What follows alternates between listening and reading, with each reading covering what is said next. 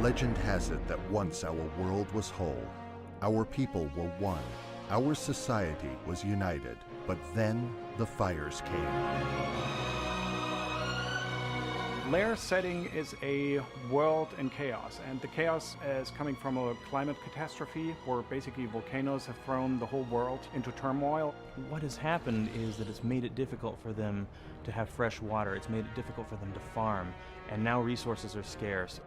We're asking a lot of questions in it which are pertinent to our world as it is nowadays, and trying to inject that a little bit into the story. As devastating as their advent was, the volcanoes unleashed an even greater force upon the people. Fear. We're trying to reinvent fantasy on a certain level. Lair is basically about a guy named Rohn, who is a sky guard in the Assyrian army. It's sort of the story of his inner journey and outer journey as he fights against the evil in the world. He's fighting a war that he doesn't necessarily want to fight. Mount up, Rohn! The Mokai are torching the city!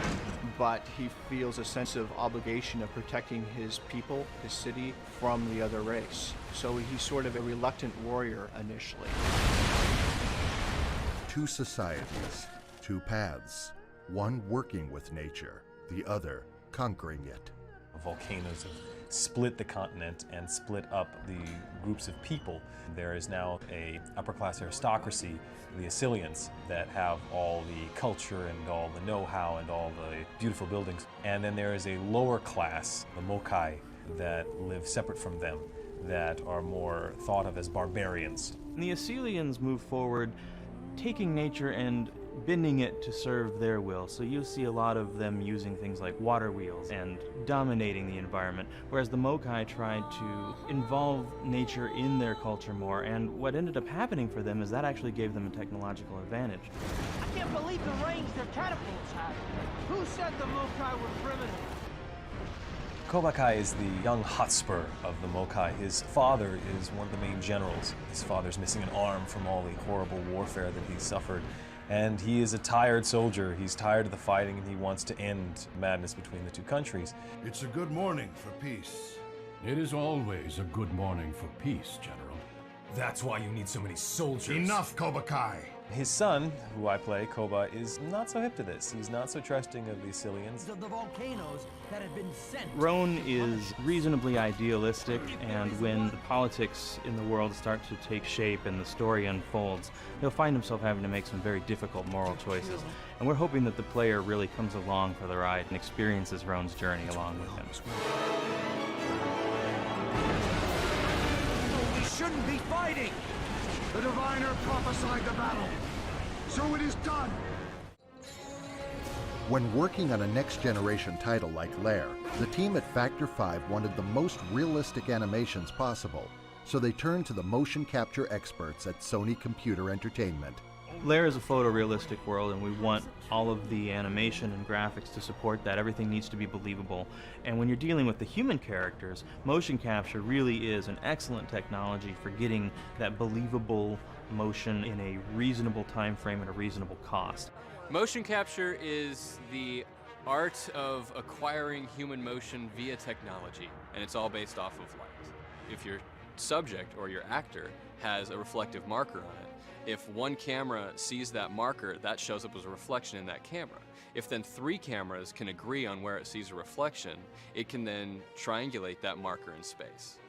Although motion capture has been around for a long time, one of the biggest improvements has to do with the quality of the performances.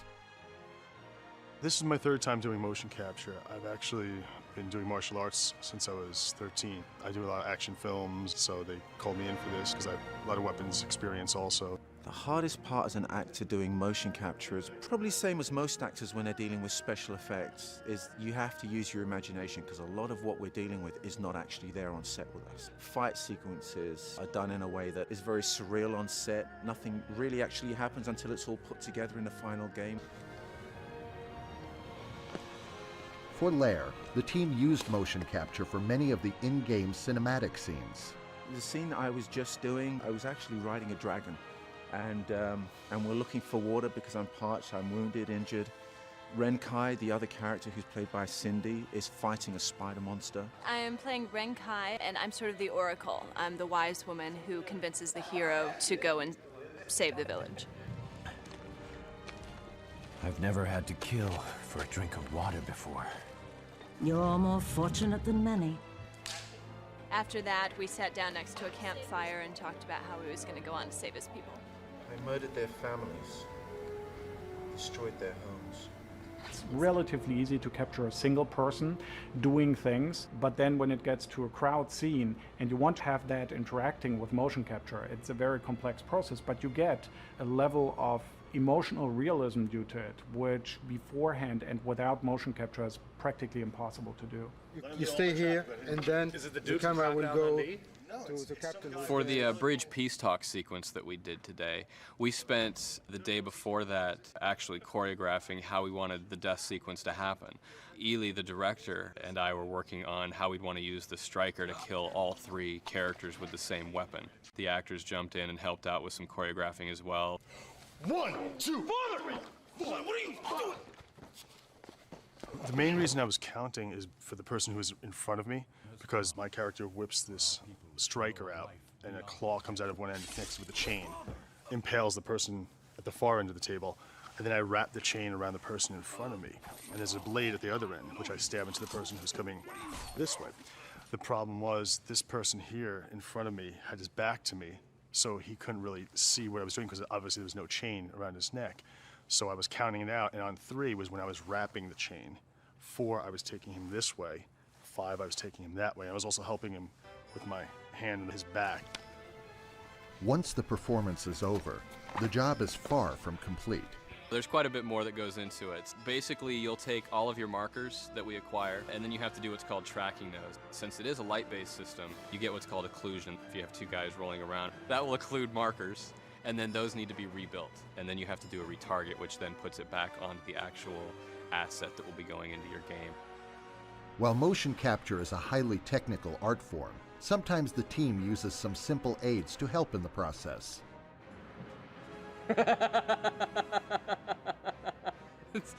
Yeah, there you go. That's what we used. We used a cart with a rolled-up wrestling mat. Super high-tech. Father! This is the diviner's work, Rohn. He will destroy us all. The fate of the world is in your hands. To succeed, you must challenge all you know and seek a deeper truth. At your command is a living, breathing war machine that can set ablaze your enemies or devour them whole. You are the hero as part of a Top Gun squadron of Dragon Riders who is protecting one of the 2 civilizations and is pretty much fighting in a war against the other civilization. So you've got lots of stuff going on in the air, on the ground, and it's very much comparable to the Top Gun nowadays, 2 guys in really fast jets. The great thing about flying in Lair is that now we have the 6-axis controller on the PlayStation 3. In all of our previous games, we spent a lot of time tweaking the analog controllers and trying to make it feel natural. But now that we have a tilt sensor in the controller, we're able to give the player this really intuitive feedback loop where just by moving the controller, it's like pulling on the reins of the dragon and you just feel like you're in control. We got the controller, it's great, new hardware. Everyone huddles around the desk and looks at it. So the first thing we did is just take the controller and use the tilt as a replacement for the joystick, left-right. You tilt left, you tilt right. And everyone tried it and it's like, this is crap, I don't want to play this. And so Julie and I sat down, we said, wait a minute, let us try a little bit and continually replace parts of the game to work with this new way of interacting with the game. After the first day, where everybody was extremely skeptical, then people slowly started coming around and said, you know what, it actually controls better. Well, the really nice thing about the controller is it matches the way you would think that a dragon would move. When a player tilts the controller down, they know what's going to happen. They know their dragon's going to descend. So in a lot of ways, it made it easier to maneuver and much more intuitive. And as with everything, you must learn to master the beast until you fight as one. We've now developed an obstacle course which allows players to just play around and experiment and see how the controller works and how it controls the dragon.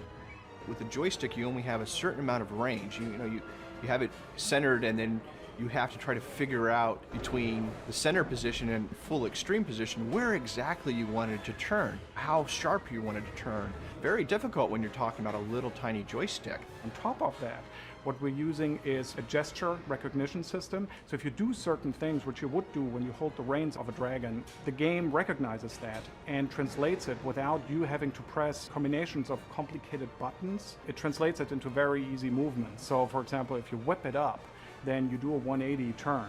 If you slam your pad down, you dash forward with a dragon. When you're on the ground, it's the same thing. You're in there, and just by jerking the controller to the right, the dragon will take his arms and he'll swipe at the enemy. It's very intuitive, and it's really fun.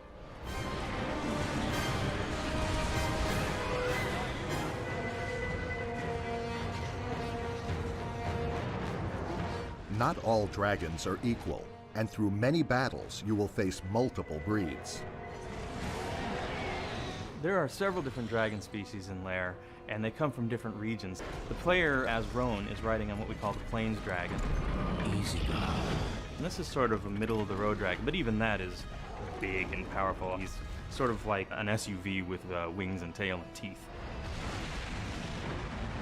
We have very light and weak dragons, like an ice dragon, for example.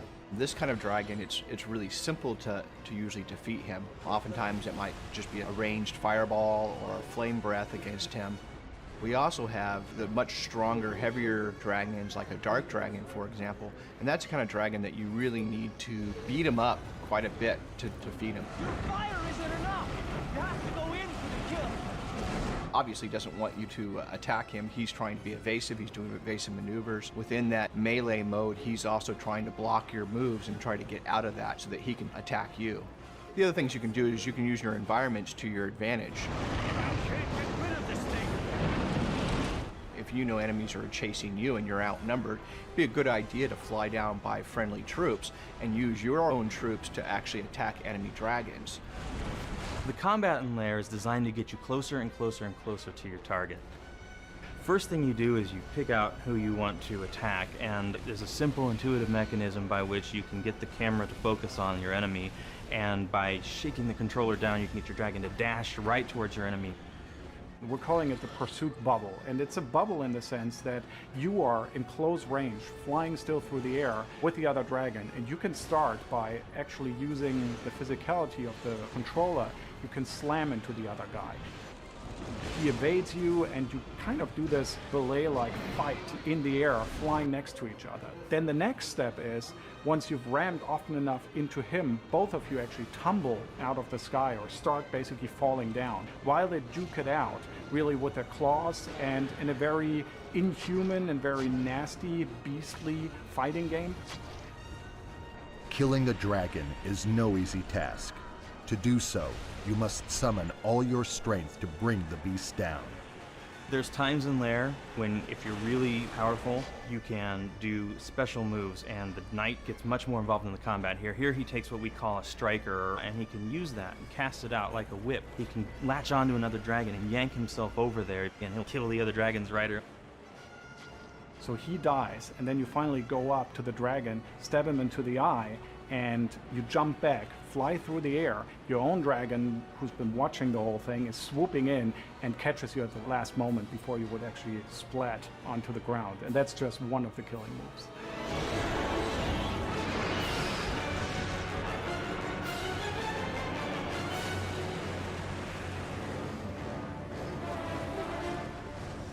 When rendering the soundscape for a world where evolution has taken a turn, where instead of lions roaming the plains, you have dragons flying the skies, believability is key.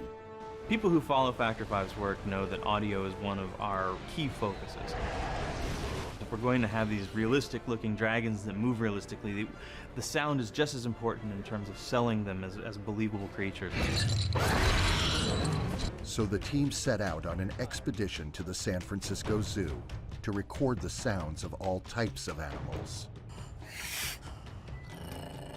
Of course, we're recording the bears and every large creature, but what's surprising really, if you go to the zoo and you listen in, we are actually recording real animals, which you wouldn't think of in sound terms at all. According to the zookeepers, one of the shyest creatures at the zoo also makes the most unusual noises. So for the koala bears, we were actually in the cages. We didn't get anything for a while. I think they were a bit nervous. And it was when we were leaving when they finally decided to start making noise. But while the zoo is full of exotic animals, don't expect to see them in the game. The fantastic creatures are based on real-world animals in many cases. So we, for example, have a pretty giant rhino-based creature. But of course, in terms of sound, we want to base it on elephants, rhinos, going into that direction. The PS3 is able to do sound the way movies have been doing it for the last couple of years, so we need to use the same techniques. A sound library always tries to go middle ground, and you don't want middle ground, especially not when you're talking about a massive giant which is smashing through the world. So when you're creating a movie, you go out and record individual sounds for that movie, and that's exactly what we're doing here for the game. The coolest sound we got today probably was the hippo in the beginning when he was coming out of the water and doing this weird noise.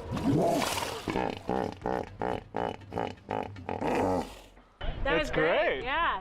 Afterwards, they started feeding them apples and a little bit of everything actually, and they were enjoying that quite a bit and chomping down on that, so got some good sounds doing that too. While the animals were usually kept safely behind bars, the sound team always had to be careful not to get too close. Having the lions lunge at me was by far the most exciting thing. I've never been about 10 feet in front of a lion while it's just jumping right at me, so that was really exciting. And on occasion, the zookeepers led the team into locations strictly off limits to the general public. Hi, we're going to go in here and you're going to see the bears up close, and there's bars, and I want you to stay well away from the bars because if you stick any equipment or fingers, they will be gone. The polar bears were pretty exciting. I mean, all these animals, the big ones, just have this incredible low frequency to them that you just don't hear with any other type of animal. Okay, guys, that's a wrap. Let's go. Hey, wait a second. Come back. Hey! And since the San Francisco Zoo didn't have any dragons to record, ultimately, the team had to improvise. A dragon sound, obviously, is like nothing you've heard before. But then on the other hand, you want it to be real and coming out of nature. So what you take is you take a lion sound, and then that might be your baseline. Then maybe under it, you mix in a really, really low rumble from an elephant. And then on top of it, maybe an elephant scream. One of the things that's really funny is that the biggest, loudest part of one of our Dragon Wars is actually a robin pitched way down low and slowed down, and it becomes this fearsome element in the creature's voice.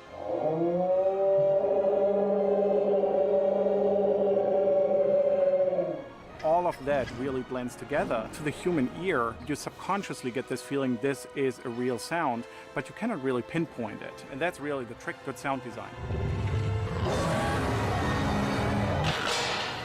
It's not funny. Come on.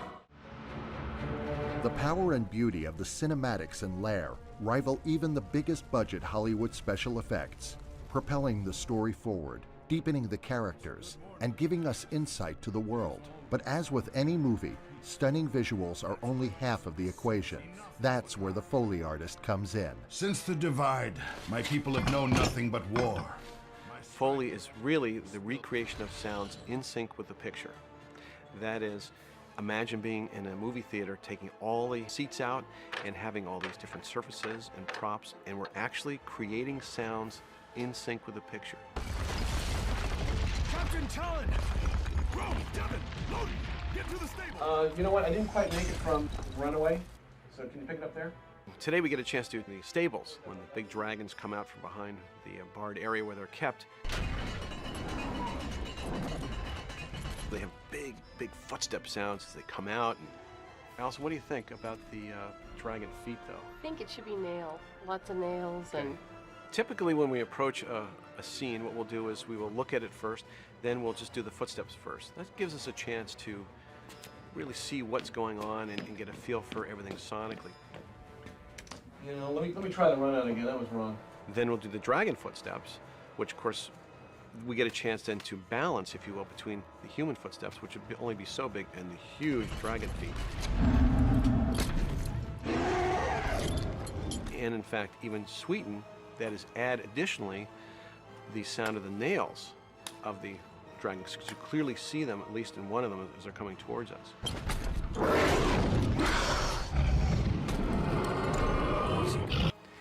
And then from that point, we'll do props, and generally we do foreground to midground to background. Good. The dragon wings, we're using a large cape we bought for a couple other films we had to use recently.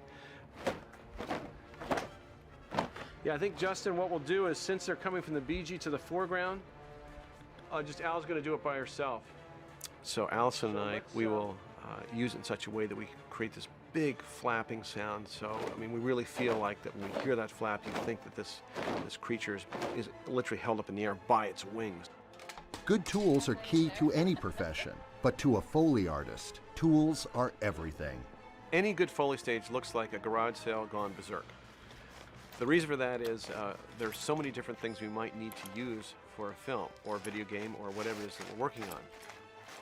Of course, the first thing we use is shoes.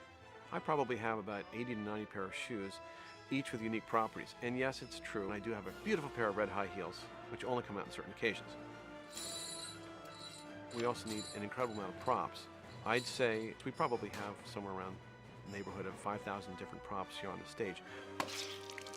I'll give you a little less blood spurt.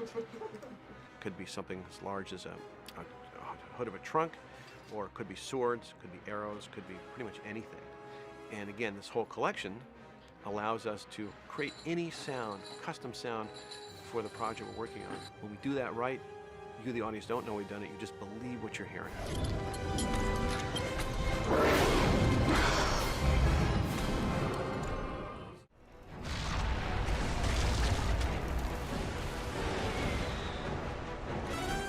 The PlayStation 3 is by far the most advanced gaming system ever created, and even a seasoned developer like Factor 5 needs to learn new methods and new tricks to unlock its power. One of the biggest challenges making photorealistic next-generation games on PlayStation 3 is that we are at a level of quality now where we compare with movies and televisions and special effects, but we don't get to use some of their tricks.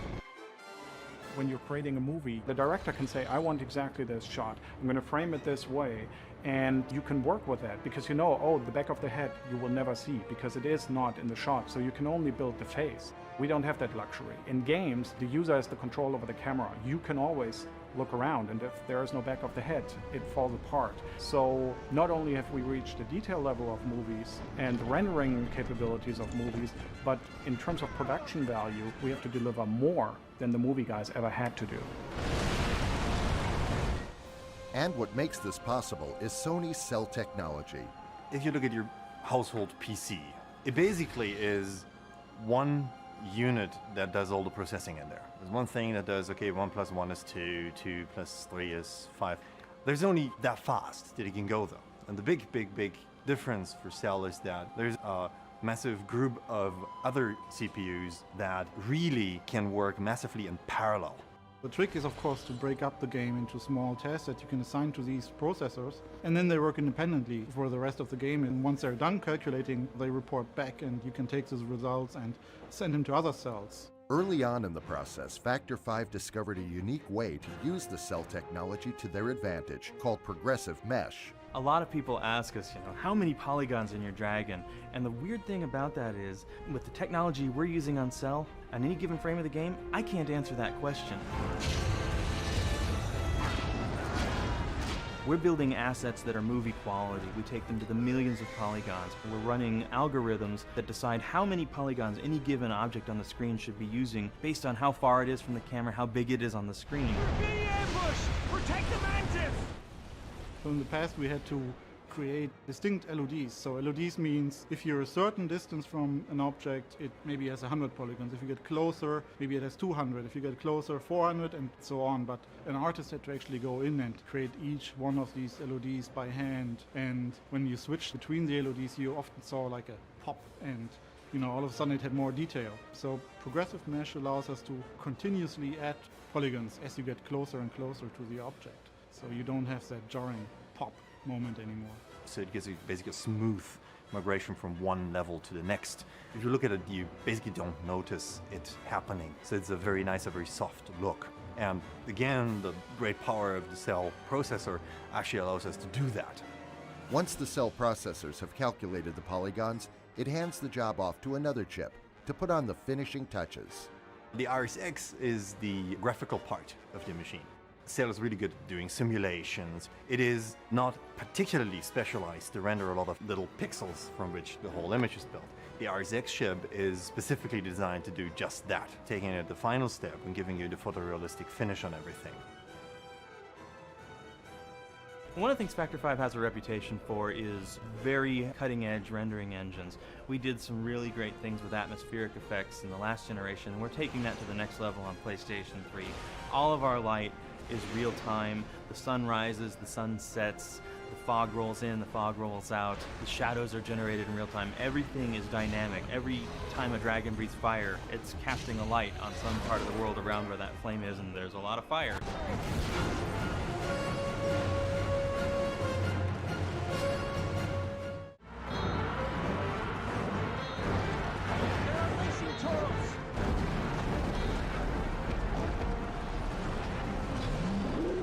The power of Sony's cell processor allows programmers to create truly immersive gameplay that was unimaginable on other consoles. The best proof of what Cell and the PS3 really can do is probably that you've got dozens of dragons, sometimes hundreds of dragons, flying in the air, and you've got this complete air battle, and usually that would be about it. Now with the PS3, the crazy thing is we can at the same time have a complete real-time strategy battle with thousands of troops on the ground going on. Just like in a real battle, decisions are being made on all levels, but that does not mean one person can't affect the outcome. Down to the bridge and torch the enemy troops! The armies are fighting independent of you. The tide of battle is swaying independent of you. You can then go down and influence the tide of the battle, which is one of the key things to do, but they're shooting catapults at each other, the archers are fighting, the swordsmen are fighting against each other. There's literally 20,000 troops on the ground fighting it out. You're just one guy on one dragon, but what you do can turn the tide of battle. So at the top of the screen you'll see a little meter, and that's your morale meter. When the player does actions that help his side's cause, his troops will get energized and that meter will go up, and it will help you understand who's winning the battle. Keep up the assault! Your job is to figure out which things you want to affect, which aerial battles you want to become involved in, and which ground combats you want to become involved in.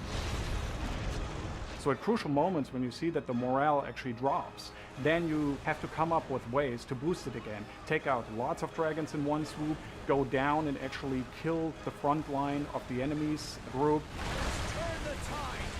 Basically do gruesome things to the enemy which would boost the morale of your troops, and in general just figure out how that whole strategy works out from your perspective as just one guy in this huge battle.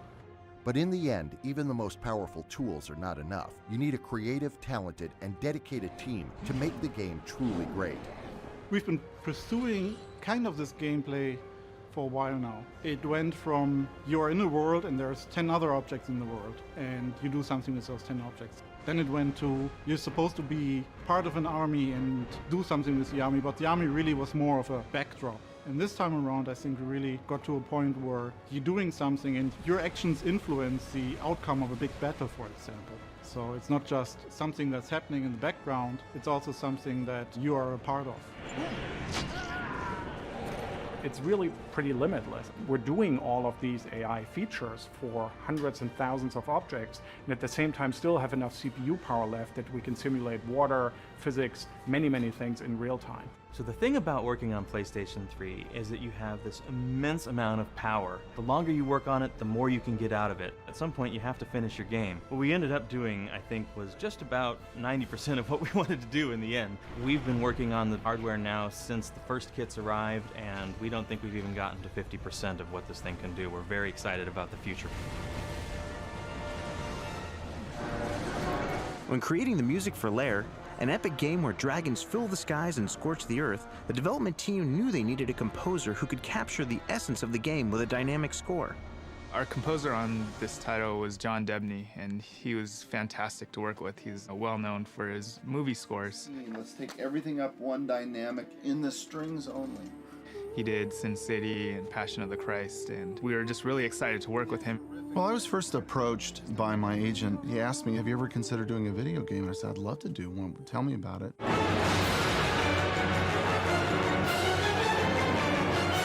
Lair setting is a world in chaos, and you are part of a Top Gun squadron of Dragon Riders. It was so inspiring to me personally, writing the music to this game. Truly, the story inspired me, the visuals inspired me, the conceptual art was just brilliant. It was great. This world is so unique, and yet it's not so foreign that we can't feel the same emotions that the characters are feeling. There hasn't been bloodshed like this for centuries. Some of them had never even seen battle. But unlike many game soundtracks, the team wanted the music to not just play in the background, but to help tell the story. We wanted to have more of an operatic approach to the score itself, so it's more of an overarching music composition where we have a beginning, a middle, and end. Act 1 is more Assyrian, a sort of high civilization. Act 2, then, we move into the Mokai, so it becomes a little more ethnic in nature. Act 3, we have a blending of the two things, of the high culture of the Assyrians and the very, very earthy feeling of the Mokai. So we have the music that mirrors the story. It just brings a whole new level to the experience that we're giving to the player. After months of hard work, the team came to London to record some of the greatest musicians in the world at the famed Abbey Road Studios. Today we recorded a 75-piece band, pretty much the full array of everything that you could ask for. I've had many directors that ask me, well, why do we need to go to a scoring stage? And I said, well, you'll find out. John sends us mock-ups in synth format of different vocalists, different instruments. The synth tracks are like a black and white snapshot of what the color photograph will be. And the great thing is when you're working with a creative team that maybe haven't experienced the energy and power of the live orchestra.